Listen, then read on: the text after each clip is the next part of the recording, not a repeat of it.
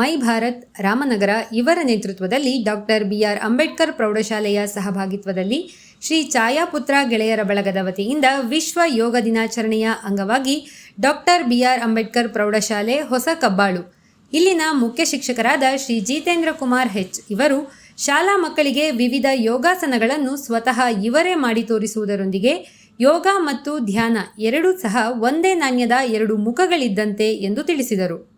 ಮನುಷ್ಯ ಆರೋಗ್ಯವಾಗಿರಬೇಕಾದರೆ ಸದಾ ಚಟುವಟಿಕೆಯಿಂದ ಇರಬೇಕು.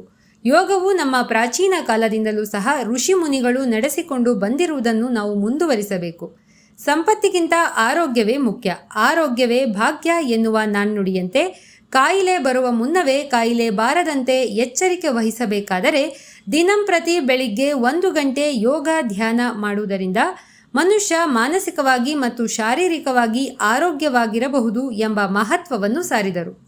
ಅಲ್ಲದೆ ವಿದ್ಯಾರ್ಥಿಗಳಿಗೆ ಪ್ರಮುಖವಾಗಿ ಮತ್ತು ಯುವಕರು ಹೆಚ್ಚಿನದಾಗಿ ಈ ಅಭ್ಯಾಸ ಮಾಡುವುದರಿಂದ ಕಲಿಕೆಯಲ್ಲಿ ಹೆಚ್ಚಿನ ಆಸಕ್ತಿ ವಹಿಸುವುದರ ಜೊತೆಗೆ ಜ್ಞಾಪಕ ಶಕ್ತಿ ಹೆಚ್ಚುತ್ತದೆ ಎಂದರು.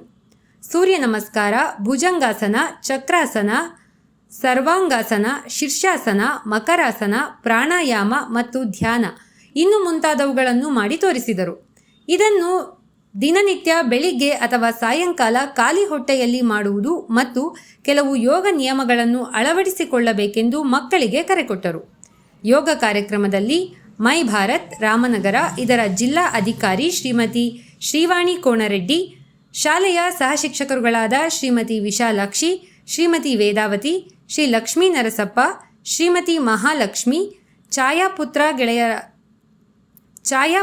ಗೆಳೆಯರ ಬಳಗದ ಅಧ್ಯಕ್ಷರಾದ ಶ್ರೀ ಮೋನಿಶ್, ಕಾರ್ಯದರ್ಶಿ ಸಮರ್ಥ ಮತ್ತು ಸದಸ್ಯರು ಇತರರು ಭಾಗವಹಿಸಿದ್ದರು.